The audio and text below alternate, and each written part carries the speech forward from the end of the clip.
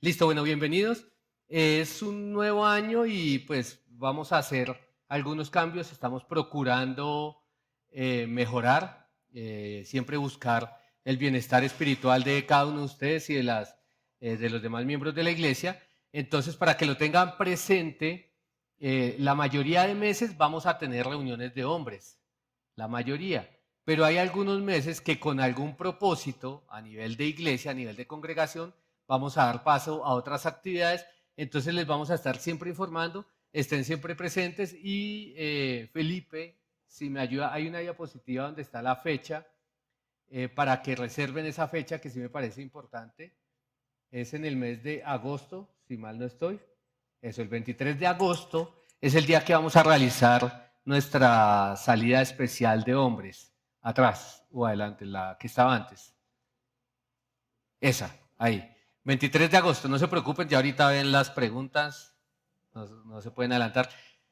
Quisimos adelantarla un poco porque el año pasado, aunque nos fue bien, gracias al Señor, estuvimos al final de año con muchas cosas, entonces este año la adelantamos un poco, no tiene que ser la actividad de cierre. Y a nivel también de otros cambios que tenemos, ahora vamos a estar teniendo un refrigerio. La idea es que sé que muchos de ustedes vienen de sus casas, muchos vienen de sus trabajos después de una jornada extenuante, entonces les alegraría encontrar algo así como una porción de pizza, encontrar algo. Entonces, ¿la dinámica cuál es? La dinámica es que hay un presupuesto, ese presupuesto se invierte para comprar eso y la idea es entre todos, cada uno en la medida de sus posibilidades, pues puede aportar algo también para el refrigerio. Si alguno de ustedes quiere, no tiene cómo aportar, no se sienta obligado, la idea es que podamos entre todos llevar los unos las cargas de los otros. ¿Listo? Entonces vamos a orar, inclinamos nuestro rostro al Señor para pedir dirección en esta noche. Amado Dios, bendito Padre, gracias porque si estamos acá es porque reconocemos que somos hombres débiles, que somos carentes de muchas de las áreas en que sabemos que tú demandas y te pedimos que este año en las temáticas que vamos a estar tratando tú nos hables a nosotros como varones y para que cumplamos las responsabilidades y podamos disfrutar de ese llamado que nos haces a nosotros. Te damos muchas gracias y que sea tu Santo Espíritu guiándonos a la verdad en esta noche. Oramos así en el nombre del Señor Jesucristo. Amén. Definitivamente vivimos en una profunda crisis de liderazgo. Y no solamente en la sociedad, sino incluso también en la iglesia. Los líderes del mundo han dejado de ser modelos de integridad, modelos de servicio, y se han convertido tristemente en modelos de corrupción, modelos de orgullo, modelos de abuso de poder. Vemos nosotros gobernantes, empresarios que manipulan, que oprimen solamente para su propio beneficio, solamente para sacar sus propias ganancias. Son figuras públicas que carecen de valores. Lo que nosotros vemos en la sociedad hoy en día son hombres en posiciones de autoridad que actúan dominados por el egoísmo, por la arrogancia y por la falta de carácter. Hasta hace algunos años no era así. Hasta hace algunos años, al menos en nuestra cultura, en nuestro país, un hombre debía ser un hombre ejemplar si quería ser un gobernante. Debía ser alguien digno de admirar, que tuviera una familia digna de elogiar. Hoy eso no importa. Hoy la mayoría de hombres que ejercen el liderazgo tienen serias manchas, inclusive tienen investigaciones, tienen sanciones, algunos de ellos, y al contrario encuentran bajo el liderazgo público una sombrilla que los cubre de una o de otra investigación. Y ese tipo de liderazgo, por supuesto, ha generado una sociedad llena de injusticia, incluso el liderazgo cristiano mal ejercido ha generado también familias destruidas, una cultura donde el hombre, en vez de reflejar la imagen de Dios, se ha convertido en alguien que es dominado por sus pasiones, por sus deseos personales. Y lamentablemente esa crisis no es ajena a la iglesia. Quisiéramos decir que no es así, pero es la realidad. En lugar de liderar con amor, con sacrificio, siguiendo el ejemplo de Cristo, muchos hombres han caído en extremos peligrosos. Algunos ejercen con autoritarismo abusivo, mientras que otros ejercen o han dejado más bien la responsabilidad y se han vuelto pasivos e indiferentes en los roles que el Señor les ha dado, entre otros, por ejemplo, en la familia. Y como resultado de eso, la iglesia está sufriendo y la iglesia carece de hombres que sean valientes, de hombres que sean comprometidos con la verdad de la palabra de Dios. Y desde el principio el llamado de Dios al hombre, Dios llamó a ejercer un liderazgo servicial, un liderazgo de humildad, de amor. Y hoy más que nunca la iglesia necesita que nosotros entendamos cuál es el liderazgo al que el Señor nos está llamando y que podamos imitar el modelo del Señor Jesucristo. Si bien todos están llamados, o más bien si bien no todos están llamados a ejercer el mismo liderazgo, porque para que haya líderes se necesita que haya también quien siga, la verdad es que cuando hablamos de cristianos, todos los cristianos están llamados o estamos llamados a ejercer algún tipo de influencia en el mundo. El mandato de la Gran Comisión nos manda a nosotros a ser discípulos, nos manda a nosotros todos, los cristianos, a enseñar a los hombres, a las mujeres, a los niños, a las familias, a los incrédulos, a enseñarles a todos que guarden las cosas tal como el Señor Jesucristo las ha mandado. Y desde el principio nosotros también vemos de manera particular hacia los hombres que en el libro de Génesis Dios creó al hombre, creó a la humanidad, pero aún dentro de la humanidad creó un orden. Dios creó al hombre y después creó a la mujer y dijo que la mujer, que era del hombre, ayuda idónea. Es decir, Dios le delegó una responsabilidad importante al hombre y eso es recordado en el Nuevo Testamento cuando el libro de Efesios también Pablo nos dice que el varón es ¿qué? Cabeza de la mujer. Entonces, en las Escrituras nosotros encontramos tanto modelos de liderazgo que no debemos imitar, que no son dignos de imitar, pero también hay modelos de hombres piadosos, de hombres que fueron transformados por el Espíritu Santo y que tuvieron una influencia sin igual en su generación. Y pienso yo que nosotros podemos examinar esos modelos y ver muchas cosas o muchos principios de liderazgo, que es lo que vamos a estar estudiando a lo largo principalmente de todo este año, y podemos encontrar algunos principios que nos van a ayudar. Un buen ejemplo lo encontramos en el apóstol Pablo. Él tuvo un liderazgo donde su habilidad no tenía que ver con los títulos, su habilidad no tenía que ver con las posiciones de liderazgo que él tuviera en el gobierno o que tuviera en su empresa.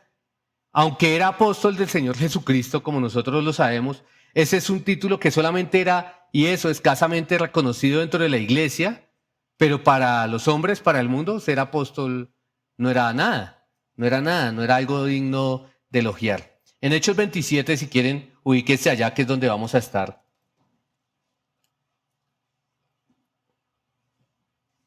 Hechos 27, encontramos a Pablo tomando el control de una situación en un ambiente secular, en un ambiente hostil, cuando otros hombres que eran poderosos no fueron capaces de dirigir una situación que se presentó allí.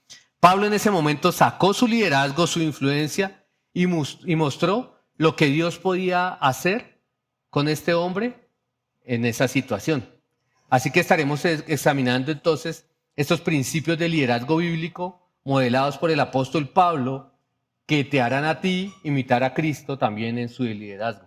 Estaremos examinando entonces esos principios de liderazgo bíblico modelados por el apóstol Pablo, que te harán imitar más a Cristo. Pablo estaba aquí en Hechos 27, iniciando su viaje, en esta ocasión como prisionero desde Cesarea hasta Roma, era su viaje. En Roma él iba a ser sometido a un juicio en la corte de César. Hechos 27 relata el viaje de Pablo como prisionero a Roma. ¿Pero por qué estaba Pablo prisionero? ¿Recuerdan ustedes por qué Pablo había sido cogido preso? Bueno, por un chisme.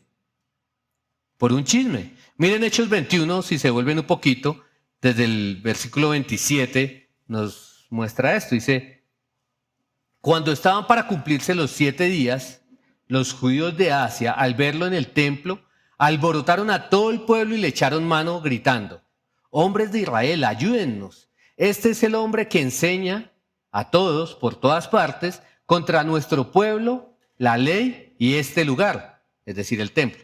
Además, incluso ha traído griegos al templo y ha profanado este santo lugar. ¿Eso era verdad? ¿Pablo había hecho eso? No, Lucas continúa ahí explicando, dice, pues anteriormente habían visto a Trófimo, el efesio, con él en la ciudad y pensaban que Pablo lo había traído al templo. Es decir, simplemente asumieron, no verificaron, pero su odio contra Pablo y contra el mensaje que Pablo estaba predicando y contra el Salvador de ese mensaje era tanto que los llevó a actuar en esa forma. Necesitaban un argumento y simplemente asumieron, inventaron un chisme. Nos dice el versículo 30, se alborotó toda la ciudad y llegó el pueblo corriendo de todas partes, apoderándose de Pablo, lo arrastraron fuera del templo y al instante cerraron las puertas. ¿Qué querían hacer ellos con Pablo? Versículo 31. Mientras procuraban matarlo, llegó aviso al comandante de la compañía romana que toda Jerusalén estaba en confusión. Inmediatamente tomó consigo a algunos soldados y centuriones y corrió hacia ellos. Cuando el pueblo vio al comandante y a los soldados, dejaron de golpear a Pablo. Imagínense la golpiza que le dieron a Pablo. Yo creo que nosotros hemos visto algunas de esas aquí en Bogotá. Yo creo que eso fue muy similar y sin exagerar a lo que pasa acá en Bogotá cuando algún ladrón es sorprendido, cuando los ciudadanos, con cualquier motivación, no voy a discutir eso, lo agarran, lo cogen e incluso en algunos casos que han hecho, pues han hecho justicia por su propia mano y lo han inclusive matado. Eso era lo que estaban haciendo con Pablo, pero pues Pablo no se había robado nada. Nada, ni un pañuelo se había robado este hombre. Ese hombre era inocente, pero afortunadamente el comandante llegó, lo arrestó, dice el versículo 33, y ordenó además que lo ataran con cadenas y preguntaba, ¿quién es este hombre? ¿Qué es lo que ha hecho? Noten ustedes, el comandante, el que lo cogió y se lo llevó preso, tampoco sabía por quién era y ni siquiera sabía por qué lo estaban arrestando, dice el versículo 34, pero entre la muchedumbre unos gritaban una cosa y otra, y como el pueblo no pudo averiguar, y como él no pudo averiguar con certeza los hechos debido al tumulto, ordenó llevar a Pablo al cuartel. Ordenó llevar a Pablo al cuartel. ¿Por qué lo arrestaron? Bueno, primero por un chisme, pero también lo arrestaron para calmar a la multitud porque si no lo iban a matar. Aún estando preso Pablo, las escrituras nos narran, Lucas nos narra en el libro de los Hechos, que 40 hombres hicieron un voto de no consumir alimento alguno. Como cuando la gente hoy en día quiere hacer una protesta y va y se amarra a un árbol y dice, yo no voy a comer alimento, de acá no me quito hasta que no sean a mi petición. Bueno, estos 40 hombres dijeron, no vamos a consumir ningún tipo de alimento hasta que matemos a Pablo. Y cuando el comandante se enteró, entonces él decidió trasladar a Pablo desde Cesarea hasta Roma. Allí Pablo duró más de 2 años sin que le encontraran un delito. Más de 2 años. Fue escuchado por Félix, fue escuchado por Festo y finalmente fue escuchado por el rey Agripa II, quien dijo que Pablo, él afirmó esto, las escrituras lo narran, pero no se conoce su sinceridad, pero él dijo que si Pablo no hubiera apelado al César pidiendo que su caso fuera escuchado en Roma por ser el ciudadano romano, él podría haber quedado en libertad. Eso dijo Agripa II. Todos esos gobernantes en realidad sabían que Pablo no tenía ninguna cuestión de orden civil por la que ellos pudieran enjuiciarlo. Ellos sabían que las acusaciones que tenían los judíos, si usted lee el libro de los Hechos, eran estrictamente de índole religioso, debido a su fe judía, pero ellos no se atrevían a soltarlo. ¿Por qué? Por temor a los hombres, por temor a los hombres. Ya con él, entonces, ya con esto, con el traslado listo, con el traslado firmado para ser llevado a Roma, para enfrentar el juicio ante Nerón, es que nosotros llegamos al capítulo 27, donde vamos a estar. Y noten aquí en el versículo 1 que el autor del libro, que es Lucas, inclusive se incluye. Cuando usted lee el libro de los Hechos, usted se da cuenta que antes Lucas narraba como alguien que está ajeno, pero ahora acá dice Lucas que cuando se decidió que deberíamos embarcarnos para Italia, fueron entregados Pablo y algunos otros presos, un centurión de la compañía Augusta llamada Julio, a un centurión de la compañía augusta llamada Julio. Entonces Lucas aquí se incluye en la historia. Ahora dice que él se está embarcando junto con Pablo, pero obviamente Lucas no va en calidad de preso, de arrestado, sino que Lucas va en calidad de un compañero, en calidad de alguien que está allí para ayudarle. Entre todos los viajeros de la embarcación, Pablo tenía el rango más bajo que puede haber en esa embarcación. ¿Qué era Pablo? Era un prisionero. ¿Qué derecho tiene un prisionero? Tenía un prisionero especialmente en esa época. ¿Qué libertades podía tener un prisionero? Ninguna. Si usted piensa en los prisioneros hoy en día, ¿cuántos de ellos deciden a qué horas almuerzan? ¿A qué horas desayunan? ¿A qué horas cenan? Ninguno de ellos decide. Bueno, habrá algunos que pagan algunos favores, pero la regla general es que un prisionero es alguien que no tiene libertades. Y ese era Pablo allí en ese barco. El encargado de la embarcación, como ya lo leímos, era un centurión llamado Julio.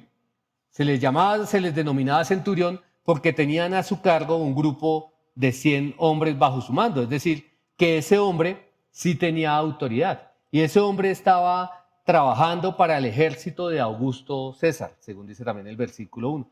Así que ese hombre sí tenía un rango alto. Entre los 100 soldados a su cargo, seguro también había alguna jerarquía. Seguramente no era Julio, el centurión, dirigiendo a los 100, sino que había alguna jerarquía intermedia por allí.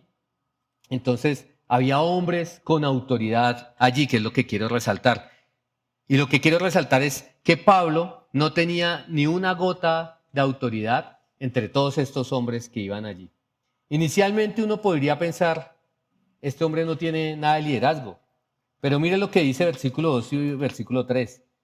Y embarcándose en una nave adramitena que estaba para zarpar hacia las regiones de la costa de Asia, nos hicimos a la mar, acompañados por Aristarco, un macedonio de Tesalónica.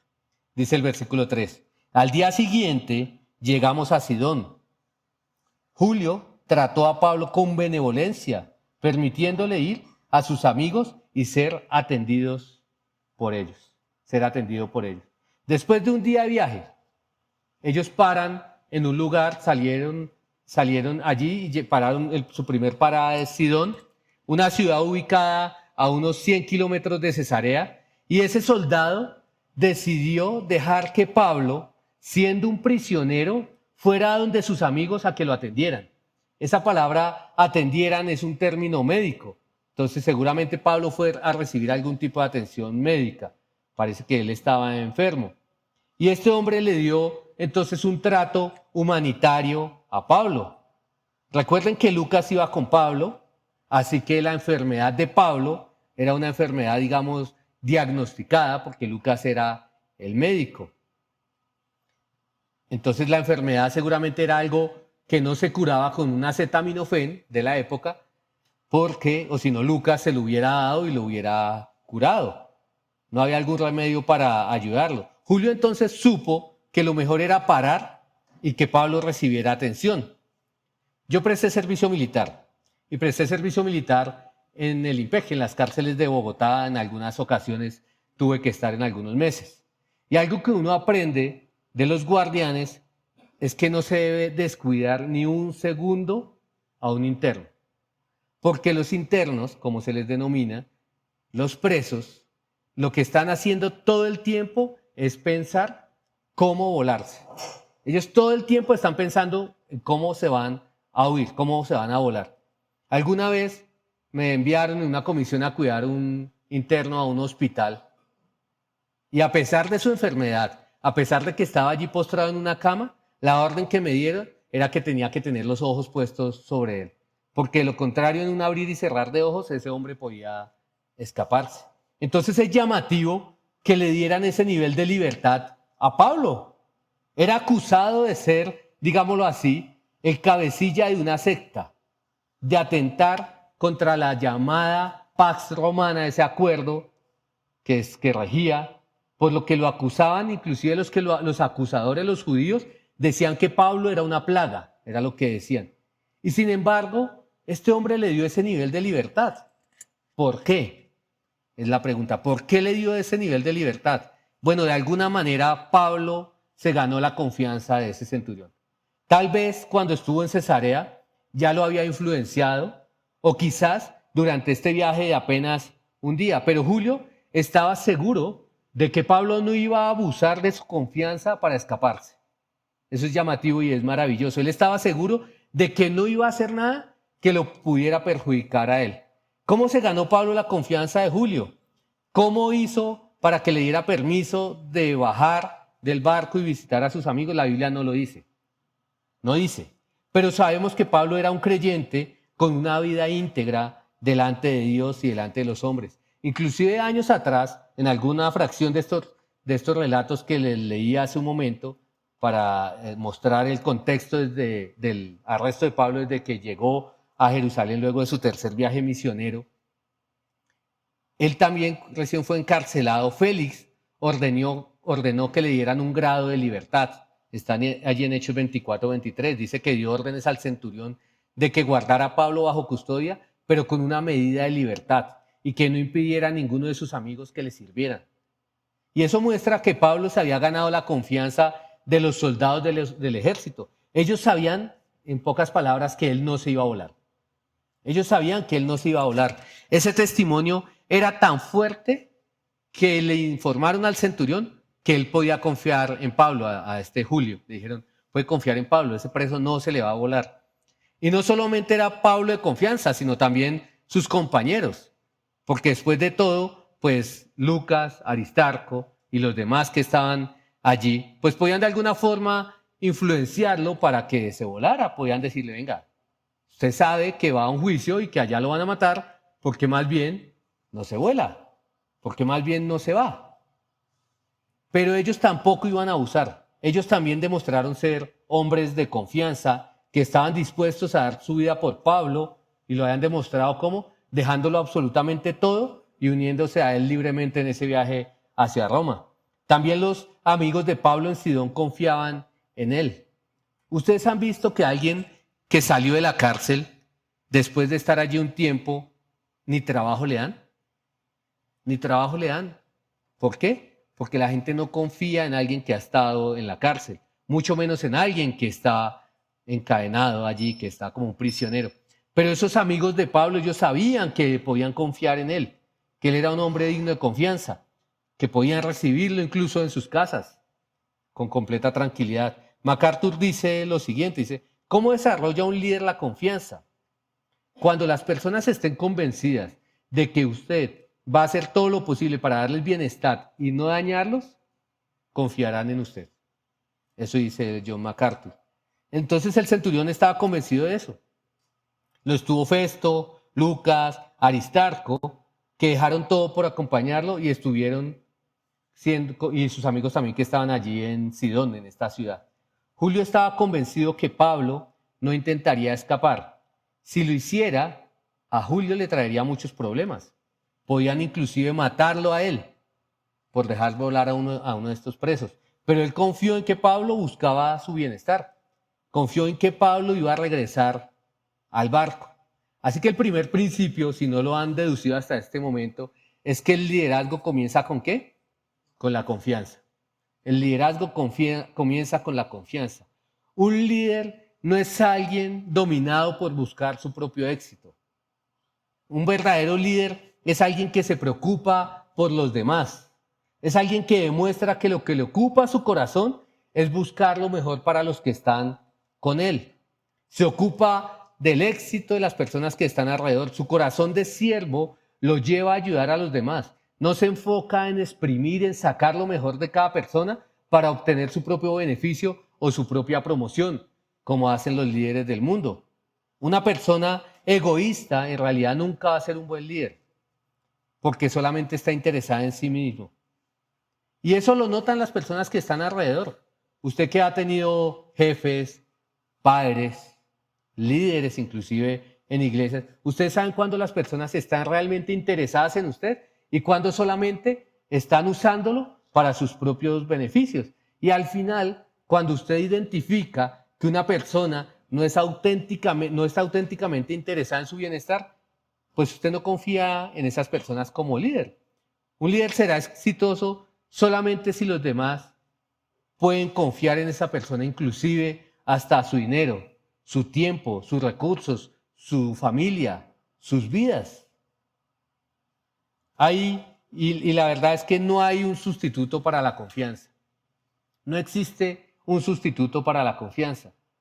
Si usted no es un hombre digno de confianza en su familia, en su trabajo, en el vecindario, no hay un sustituto para eso.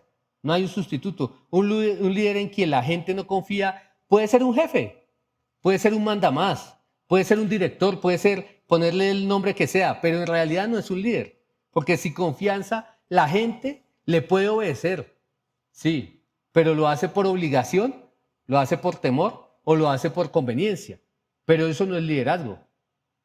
Eso es hacer uso de jerarquías. Si usted puede mostrarle a las personas cercanas sinceramente que busca lo mejor para ellos, entonces ellos sinceramente lo van a seguir. Y aquí es donde podemos caer en muchas aplicaciones y ustedes pueden hacer unas ahorita en el tiempo del taller, algunas aplicaciones también personales. Y yo les pregunto a los hombres que están casados, sinceramente, ¿usted cree que su esposa confía en usted? ¿Usted cree que su esposa confía en usted? ¿Ella está segura que para usted es más importante el bienestar de ella que el bienestar suyo? Porque de lo contrario, usted no va a poder ejercer ese liderazgo que el Señor Jesucristo le demanda a usted como varón. Si su esposa es una mujer piadosa, probablemente ella se sujete, pero lo hace por el Señor. Lo hace por el Señor. Y eso habla bien de la devoción de ella, pero no necesariamente habla bien de su liderazgo como cabeza de hogar en el lugar que Cristo lo ha puesto. Sus hijos, los padres igual, tenemos autoridad y podemos ejercerla con amenazas, podemos conseguir la obediencia. ¿Qué padre en algún momento no le ha dicho a su hijo, bueno, David, voy a ponerle el nombre del mío, David, ven para acá y si no, y él responde, no quiero vara, automáticamente. Y tenemos autoridad nosotros también de hacer uso de esa autoridad, pero ¿cuántos de nuestros hijos hacen caso o son obedientes solamente por las amenazas? Porque eso no dura para siempre. Eso no dura para siempre. Si queremos realmente liderar a nuestros hijos, debemos ganar su corazón. Y no estoy hablando en contra de la disciplina que los padres debemos tener con nuestros hijos. Eso es una muestra de amor. De lo contrario, los estamos tratando como si fueran hijos no reconocidos. Pero si queremos ganar realmente a nuestros hijos, debemos ganar su corazón. Debemos ganarnos de alguna forma el derecho y el deseo de ellos de escucharnos cuando nosotros los aconsejamos acerca de sus vidas. Entonces, primero necesitamos saber que ellos pueden confiar en nosotros y nosotros necesitamos hacerles saber que ellos pueden confiar en nosotros. Ahora, yo sé, no todos están casados, no todos tienen hijos, pero con esta espero pegarle al resto. Sus compañeros de trabajo, ¿ellos confían en usted como compañero de trabajo? ¿O probablemente no confían en usted al punto que ni siquiera quieren escuchar cuando usted les predica el Evangelio? Porque usted no es digno de ser escuchado. Porque su carácter en su vida no hace que ellos les dé ganas de escuchar lo que usted tiene para decirles a ellos. Entonces, el ser confiable, hermanos, tiene que ver con el carácter, en realidad. Eso no tiene que ver con el estilo de liderazgo, no tiene que ver con una técnica. Y por eso yo no les estoy diciendo, ahora usted para ganarse la confianza de sus empleados, de su esposa, de sus hijos, lléveles dulces, hábleles así, hábleles de esta forma, hágalo uno, hágalo otro, porque el liderazgo no tiene tanto que ver con eso, tiene que ver es con qué, con el carácter, con quién es usted, con quién soy yo delante del Señor. Podemos aprender entonces muchas cosas de Pablo, pero entonces ya hemos aprendido una. ¿Y cuál es? Que el liderazgo se trata de confianza. El liderazgo se trata de confianza. Pero podemos aprender más en esta situación. Después de esa escala que hicieron allí en ese lugar llamado Sidón, que quedaba apenas a unos 50 kilómetros, ellos volvieron a abordar y el viaje ahora se convertiría en una pesadilla. en un naufragio. Versículo 3 y versículo 4 nos dice que de allí partimos y navegamos al abrigo de la isla de Chipre, porque los vientos eran contrarios. Y después de navegar atravesando el mar frente a las costas de Sicilia y de Panfilia, llegamos a Mira, de Licia. Chipre es una isla que está al norte de Cesarea, también al norte de Sidón, pero está al sur del Asia Menor. Espero ustedes tengan más o menos un mapa en su cabeza, si no, no es lo más importante. Mira, es una bahía más al occidente para ustedes de Chipre de Asia Menor, que es la actual Turquía. Ellos intentaron navegar evitando esos fuertes vientos, pero ellos iban en una embarcación no muy grande, en un velero, no iban propiamente en un crucero, iban de puerto en puerto, y eso nos permite establecer que no podían hacer largos recorridos, no podían navegar largas distancias o atravesar alta mar. Así que entonces era difícil para ellos esquivar estos vientos fuertes, de tal manera que les tocaba hacer unas maniobras bien difíciles para poder navegar en medio de esos fuertes vientos. Según los historiadores, este viaje desde Sidón hasta Mira, que ellos decidieron hacer, puede haberles tomado alrededor de 9 días. Y ellos estaban contra el tiempo porque pronto iba a terminar la temporada de navegación. Entonces las mareas de los vientos se pondrían mucho más peligroso. Estando allí, en Mira, entonces ellos hicieron una parada y cambiaron de barco. Miren el versículo 6. Versículo 6 de Hechos 27. Allí el centurión halló una nave alejandrina que iba para Italia, para Roma, y nos embarcó en ella. A Mira llegaban barcos, era un puerto pequeño, pero llegaban barcos procedentes de África, por eso esta nave alejandrina llegó allí, y llegaban con cereal desde Egipto para ser transportado rumbo a Roma. Uno de esos barcos fue donde el centurión subió a Pablo y a sus amigos. Como se acercaba el fin de la temporada de navegación, entonces ellos no perdieron tiempo y se subieron a ese barco de manera muy rápida. En esta embarcación cabían, dicen, alrededor de unos 50 pasajeros, además de toda la carga que llevaba. Entonces ya era un barco grande. ¿Cómo es el viaje? ¿Cómo fue el viaje? Dice el versículo 7 que después de navegar lentamente por muchos días y de llegar con dificultades frente a Gnido, pues el viento no nos permitió avanzar más, navegamos al abrigo de Creta frente a Salmón. Parece que los vientos aumentaron. Parece que se les hizo difícil, si no imposible, maniobrar esta gran embarcación. No pudieron atrancar en el Gnido por los vientos fuertes y quedaron básicamente en mar abierto. Por eso navegaron entonces hacia Creta, bordeándola por la parte sur para protegerse de los fuertes vientos que venían desde el lado norte.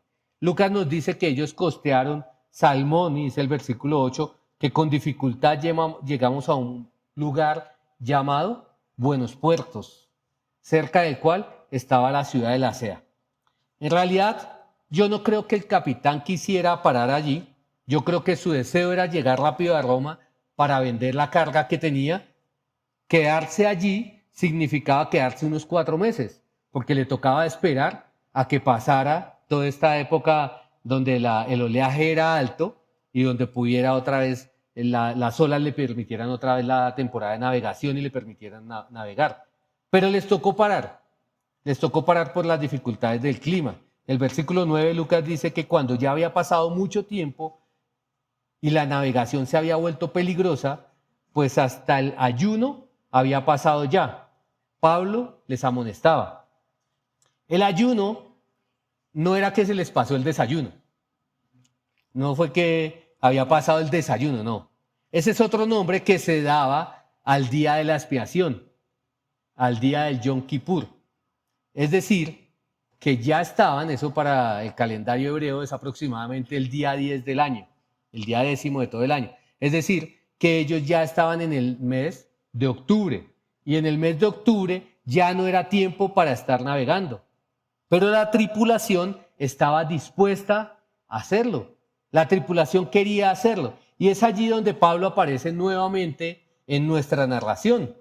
Miren lo que dice allí el versículo 9 y el versículo 10. Dice que Pablo los amonestaba diciéndoles: amigos, veo que de seguro este viaje va a ser con perjuicio y graves pérdidas. Y no solamente del cargamento y de la nave, sino también de nuestras vidas. Entonces, ¿qué hizo Pablo? ¿Qué hizo Pablo? Los animó. Pero un momento, ¿quién era Pablo para animarlos o para amonestarlos, como traducen algunas versiones? Él no era más que un prisionero que iba a juicio. Era el de menos rango en autoridad allí en esa embarcación. Pero eso no implicó que él mostrara su liderazgo. Y allí aparece el segundo principio del liderazgo, y es que un líder es alguien que toma la iniciativa. Entonces no se trata de la posición. No se trata de la posición. El liderazgo no es determinado por una u otra posición. Se trata de servicio. Se trata del deseo de servir a los demás, de buscar el bienestar de los demás. Nuevamente, allí había un montón de gente con autoridad, soldados romanos, marineros, el capitán del barco, la tripulación del barco, etc. Si lo pensamos un momento, todos tenían buenos motivos para querer llegar rápido, sanos y salvos a Roma. Los soldados, por ejemplo, ellos posiblemente querían llegar a descansar, podían querer llegar a encontrarse con sus familias o por lo menos a estar en un batallón donde hubiera más tranquilidad que en este barco que estaba en medio de un naufragio. La tripulación pues deseaba llegar a vender su carga y así obtener dinero, obtener ganancias. Pero Pablo, ¿a dónde iba? Pablo iba a un juicio. Y sin embargo fue Pablo el que tomó la iniciativa. Pablo, a pesar de que no tenía ninguna autoridad en la situación, vio que había un problema, tomó la iniciativa con claridad. Entonces los líderes se levantan en los tiempos de crisis y toman la iniciativa. Yo me imagino en este barco allí a todo el mundo quejándose por haberse arriesgado a navegar desde Buenos Puertos hasta Fenicia. Me imagino a todos allí refunfuñando y diciendo, pero ¿por qué? ¿A quién le seguimos la idea? Es más, si algunos de ellos no estuvieron de acuerdo, pues me imagino la queja que estos hombres tenían. Pero Pablo evita la queja. Pablo evita la queja y toma la iniciativa. Entonces, ¿el líder qué hace? ¿Qué hace un buen líder? Un líder dice, ok, tenemos un problema. Identifica el problema, lo delimita bien, describe bien el problema. ¿Qué les enseñan a los estudiantes de ingeniería y de matemáticas antes de resolver un problema? ¿Qué hay que hacer? Hay que conocer, hay que entender bien el problema. Entonces un líder entiende el problema, pero no se queda quejándose. ¿Qué hace? Dice, pero tengo la solución. Tengo la solución. No dice, las cosas están muy mal. Alguien va a tener que hacer algo. No dice, mi familia está mal. Ojalá las cosas cambien.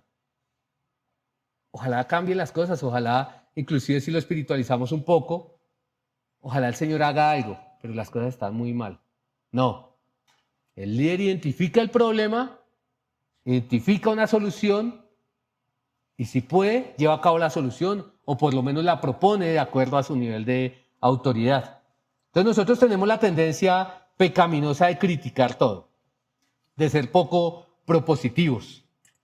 En mi trabajo hay muchas auditorías continuamente que nos realizan. Trabajo con una entidad del Estado y los entes de control están todo el tiempo. Y yo siempre digo que a mí me encanta el trabajo de ellos porque criticar es más fácil que hacer. Siempre es más fácil llegar y decir, ¿por qué no hizo? ¿Por qué no cumplió? ¿Por qué no hizo? ¿Y usted qué estaba haciendo?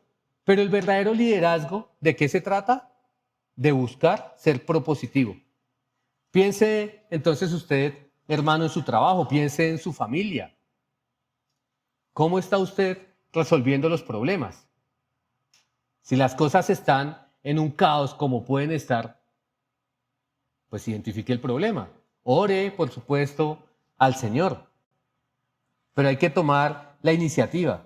Inclusive me llama la atención a veces los solteros, los hombres solteros cuando quieren casarse, quieren cortejar a una hermana y esperan que ella proponga el lugar en el que van a salir a tomarse un café. No hay que esperar que ella tome la iniciativa. Hay que tomar la iniciativa, hay que tomar el riesgo. Inclusive, ¿qué pasa si se equivocan? Bueno, pues tomo la iniciativa. El líder no es el que no se equivoca. Entonces, vamos hasta este momento 2 principios y vamos a cerrar con uno más. La historia continúa. Entonces todos analizaban el consejo de Pablo, pero al final decidieron no hacer caso. Al final Pablo les dijo, vean señores, parafraseando Pablo les dijo, este viaje va a ser dificultoso, este viaje va a traer pérdidas, se va a perder la embarcación, e inclusive en nuestras vidas van a estar en peligro. ¿Y ellos qué hicieron? Caso omiso. Ellos decidieron no hacer caso. Dice el versículo 11 que el centurión se persuadió más por lo dicho por el piloto y el capitán del barco que por lo que Pablo decía. Y como el puerto no era adecuado para invernar, la mayoría tomó la decisión de hacerse a la mar desde allí, por si les era posible arribar a Fenicie, un puerto de Creta que mira hacia el nordeste y el sudeste, y pasar el invierno allí. Ellos tomaron una decisión arriesgada. Ellos tomaron una decisión arriesgada. Y eso también nos enseña que no siempre seguir a la mayoría es lo correcto. Y que el liderazgo no se trata de darle gusto a la mayoría. Como algunos padres que dicen, bueno, ¿qué vamos a hacer hoy? Lo que digan los niños. No, pueden ser los niños mayoría en su casa, pero en su casa pues no se hace lo que dice la mayoría. El Señor le ha dado un liderazgo a usted y le ha dado una ayuda idónea, que es su esposa, para que tomen decisiones. Pueden escuchar, por supuesto, está bien escuchar, pero no se hace lo que dice la mayoría. Y acá hicieron lo que dice la mayoría, le dieron gusto. Y estos, pues recuerden, tenían motivaciones egoístas y por eso no querían quedarse allí en este lugar llamado Buenos Puertos, porque les iba a implicar quedarse 3, 4 meses esperando que volviera la temporada de navegación. Pero los líderes, por el contrario, deben ser analíticos, deben comprender el riesgo, deben calcularlo, deben evaluarlo, deben hacer inclusive planes de contingencia. ¿Qué pasa si esto no funciona? Si las cosas no salen como yo estoy esperando, ¿cuál es el camino a seguir? Y ese es el tercer principio, y es que el liderazgo, y es que el líder utiliza buen juicio. El líder utiliza buen juicio. En este caso, lo que estaba en riesgo era mucho. ¿Qué estaba en riesgo? La carga, el barco y la vida de unas 250 personas. Y Pablo les advirtió, pero el centurión, contrario a Pablo, no hizo uso del buen juicio. Siguió sus decisiones egoístas y las de la mayoría y tomó una decisión arriesgada. Y se fueron en ese trayecto corto pero peligroso. ¿Qué pasó? Versículo 13. Al comienzo, el viento estuvo suave. Dice, cuando comenzó a soplar un moderado viento del sur, creyendo que habían logrado su propósito, levaron anclas y navegaban costeando a Creta. Pero eso no duró mucho tiempo, versículo 14. Pero no mucho después, de tierra comenzó a soplar un viento huracanado que se llamaba Euroclidón. Y siendo azotada la nave y no pudiendo hacer frente al viento, nos abandonamos a él y nos dejamos llevar a la deriva. Quedaron a la deriva y estaban aproximadamente a unos 40 kilómetros de Creta. Quedaron allí ellos a la deriva, versículo 16. Navegando al abrigo de una pequeña isla llamada Clauda, con mucha dificultad pudimos sujetar el esquife. El esquife es una pequeña lancha, un pequeño barco que iba dentro de este gran barco que se utilizaba para ir a hacerle mantenimiento a las anclas o para ir a destrabar las anclas cuando estaban trabadas, pero que también en algunas ocasiones servía como un bote salvavidas. Y ese esquife era tanto este vendaval, este viento huracanado, que lo estaba moviendo para un lado y para el otro, que lo iba a destrozar, y con el mismo esquife podría destrozar ese barco. Entonces, como se iba a perder, ellos decidieron trabajar todos para rescatar ese barquito. Inclusive Lucas estuvo allí ayudando. Dice el versículo 7, después que lo alzaron, usaron amarras para ceñir la nave y temiendo encallar, los bancos de Sirte echaron el ancla flotante y se abandonaron a la deriva. Se abandonaron a la deriva estos hombres. Ese era otro peligro allí. Era el peligro de perder el curso y chocar contra esos arrecifes. Este lugar, al parecer, era algo así como un cementerio de barcos de aguas poco profundas, y este barco grande pues no podía navegar con facilidad allí. Lucas continúa su narración de lo que ocurrió. Al día siguiente, mientras éramos sacudidos furiosamente por la tormenta, comenzaron a arrojar la carga. Y al tercer día, con sus propias manos, arrojaron al mar los aparejos de la nave. Todo lo que Pablo había predicho empezó a pasar, empezó a suceder. Ellos, para aligerar el barco, entonces comenzaron a deshacerse, como es natural, de la carga. El barco debía pesar menos. Comenzaron a deshacerse de las herramientas de mantenimiento y de aquellas que en algún momento podrían salvarle la vida cuando el barco sufriera un desperfecto. Y ellos lanzaron todo eso para aligerar el peso de la nave y tratar de salvar sus vidas. Finalmente, el versículo 20, en nuestro texto para hoy, nos dice: como ni el sol ni las estrellas aparecieron por muchos días y una tempestad no pequeña se abatía sobre nosotros, desde entonces fuimos abandonando toda esperanza de salvarnos. ¿Qué concluyeron? Esperemos que nos llegue la muerte. Esperemos que nos llegue la muerte. Y desde el punto de vista humano, esto fue una tragedia, por supuesto. Pero Dios está detrás. Y Dios siempre está detrás. Y Dios tenía allí a Pablo. Y Dios estaba al control. Y Él quería usar a Pablo como una herramienta. Iba a utilizar el liderazgo que Dios le estaba dando a ese hombre. Y así es en nuestras vidas, hermanos. El Señor nos tiene a cada uno de nosotros en un lugar, llámese familia, iglesia, trabajo, cualquier otro contexto que se me pueda escapar, en los cuales hay dificultades. Y allí es donde entonces nosotros podemos, dependiendo del Señor, mostrar ese fruto cristiano verdadero, depender del Señor y trabajar en estos tres principios. ¿Cuáles son? En ser dignos de confianza, porque sin confianza no hay nada. Sin confianza no hay nada. Debemos también aprovechar y cambiar de ser los que solo ven problemas a ser los que, además de ver el problema, vemos las soluciones, tomamos la iniciativa y proponemos soluciones, si no somos quienes tenemos la autoridad. Pero también podemos ser aquellos que desarrollamos un juicio analítico para tomar decisiones correctas. Son principios que están en la palabra del Señor, que están ilustrados en la vida de Pablo, el apóstol Pablo, y que creo que son útiles para cada uno de nosotros en nuestras vidas, en el ejercicio del liderazgo que el Señor nos da. Vamos a terminar orando. Ya ustedes vieron el taller que van a desarrollar allí en las mesas. Entonces vamos a tomarnos hasta las 8:30, 25 minutos, para que dialoguemos. No se queden en las primeras preguntas. La última pregunta también tiene algo de aprendizaje, si Felipe nos ayuda a ponerla. La última pregunta, porque nos ayuda a tener algunos principios bíblicos de cómo tomar decisiones, cómo podemos hacer uso de un buen juicio. Entonces, vamos a hacer una oración y pasamos al tiempo en las mesas.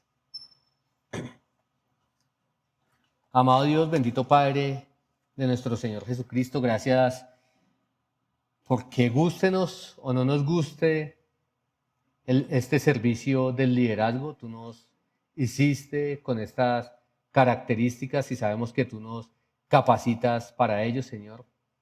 Y ayúdanos a ser esas personas que ponen en manifiesto la obra que tú has hecho en nuestras vidas, para que podamos ser esos siervos útiles en nuestra casa, con nuestra esposa, que ella sepa que nosotros estamos buscando lo mejor para ella, con nuestros hijos, que sean esos que confían en nosotros, Señor, que no sean esos que creen que no les vamos a cumplir lo que les decimos o lo que decimos nosotros ser.